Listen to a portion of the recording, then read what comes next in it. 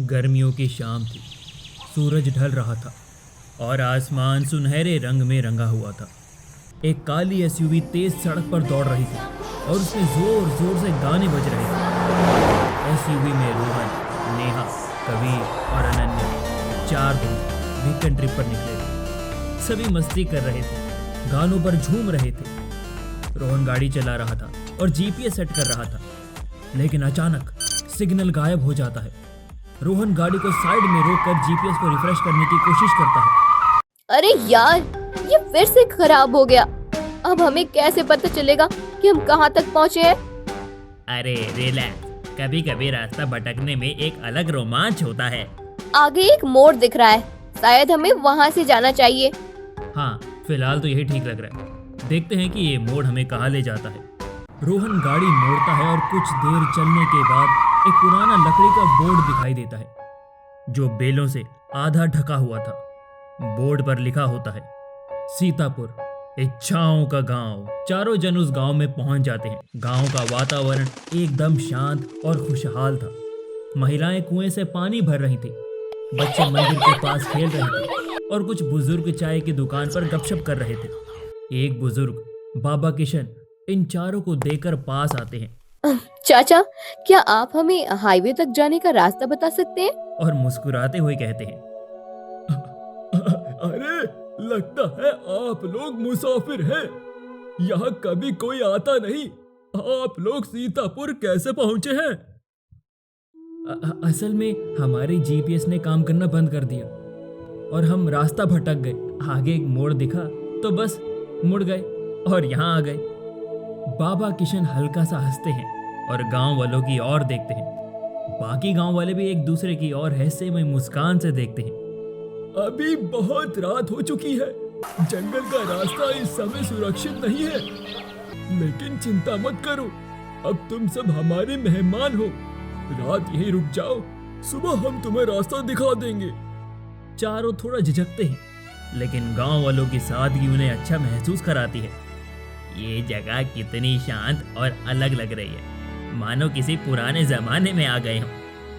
ये घर एक परिवार का था जो कई साल पहले यहाँ से चले गए, लेकिन ये घर साफ सुथरा है। आप सब रात भर यहाँ आराम कर सकते हैं। और हाँ, आज रात खाना खाने मेरे घर आ जाना।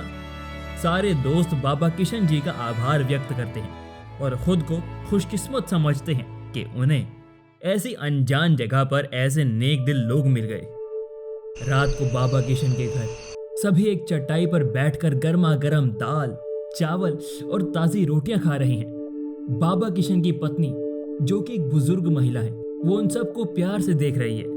तुम सबको देखकर मुझे मेरे बच्चों की याद आ गई। अच्छा लगता है जब नए मुसाफिर आते हैं, तब अच्छा लगता है जब नए मुसाफिर हमारे गांव आते हैं और सरल जीवन का आनंद लेते हैं। सीतापुर इतना सुंदर गांव है लेकिन हमने इसके बारे में पहले कभी नहीं सुना। ऐसा क्यों? बाबा किशन हल्की सांस लेते हैं। उनकी आंखों में एक अनकहा राज झलकता है। क्योंकि सीतापुर खास है। ये नक्शे पर नहीं है, ये केवल उन्हीं को दिखता है जिन्हें इसे ढूंढने के लिए चुना गया होता है। सारे दोस्त हैरानी से एक दूसरे को देखते हैं। मतलब सीतापुर को इच्छाओं का गांव कहा जाता है। यहाँ एक प्राचीन कुआं है जो किसी भी इच्छा को पूरी कर सकता है। जैसा परियों की कहानियों में होता है। शायद, लेकिन हर इच्छा की एक कीमत होती है। किस तरह की कीमत? इच्छा पूरी करने के लिए तुम्हें कुछ त्यागना पड़ेगा, कुछ ऐसा जो तुम्हारे लिए बहुत महत्वपूर्ण हो। लेकिन सावधान, जो कुछ यहाँ कुआं लेता है वो कभी वापस नहीं मिलता। सभी दोस्त इसे बस एक पुरानी लोक कथा समझकर हंस देते हैं। देर रात को उन चारों को उस कुएं की सच्चाई जानने की उत्सुकता होती है। चारों उस कुएं के पास पहुंच गए। कुआं पुराने पत्थर और लिखावटों से ढका हुआ था। तभी पीछे से बाबा किशन जी की आवाज आती है, सोचो मत, कुछ अर्पित करो और तुम्हारी इच्छा पूरी होगी। दोस्तों के मन में उत्सुकता जागती है। वो अपनी इच्छाएं मांगने लगते हैं। अपनी घड़ी कुएं में डाल देता हूँ और सफलता मांगता हूँ। अपना बटुआ डाल देता हूँ और आज से मैं धन की कामना करता हूँ। अपनी डायरी डाल दे। लेकिन अनन्या रुक जाती है। उसे कुछ अजीब महसूस होता है। अचानक कुआं तेजी से चमकने लगता है और हवा में अजीब सरसराहट होने लगती है। रोहन का फोन बजता है। उसे ढेरों जॉब ऑफर्स के ईमेल आते हैं। नेहा की आंखें चौड़ी हो जाती हैं। वो अपने टूटे रिश्ते को पूरी तरह भूल चुकी थी। कबीर का बैग अचानक पैसों से भर जाता है। वो सभी खुशी से उछल पड़ते हैं, ये जाने बिना कि असली कीमत तो अभी चुकानी बाकी है। अरे ये तो सच में काम कर गया। लेकिन गांव वाले उन्हें गहरी उदासी से देख रहे थे। रात के समय दोस्त गेस्ट हाउस में लौटते हैं। जैसे ही वो सोने जाते हैं अजीब घटनाएं शुरू हो जाती हैं। नेहा को खालीपन महसूस होने लगता है। उसकी यादें मिट गई थी, लेकिन मानो साथ ही उसकी पहचान और भावनाएं भी। उसे किसी भी तरह का इमोशन महसूस नहीं हो रहा था। रोहन की नौकरी के ऑफर्स गायब हो जाते हैं। वो अपने ही स्किल्स भूल जाता है। कबीर के पैसे राख में बदल जाते हैं। डर के मारे वो बाबा किशन के पास भागते हैं। ख्वाहिशें पूरी होती है, लेकिन कीमत अदा करनी पड़ती है।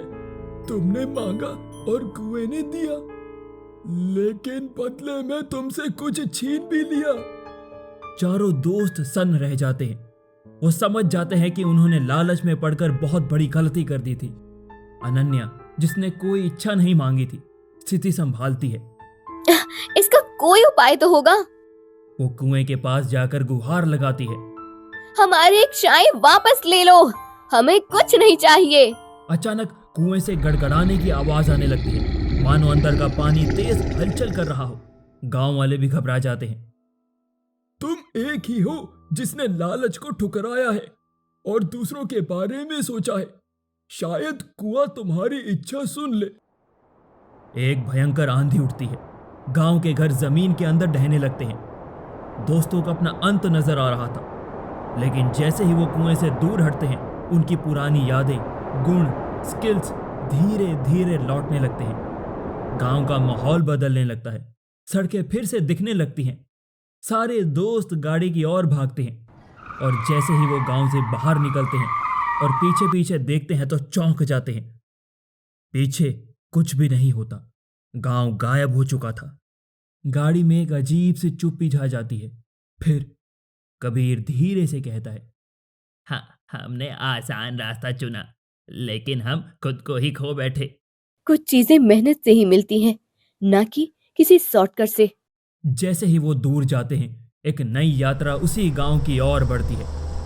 पुराना बोर्ड अब कुछ नई चीजें कहता है। सीतापुर, चाय चाय पूरी होती है, लेकिन कीमत के साथ।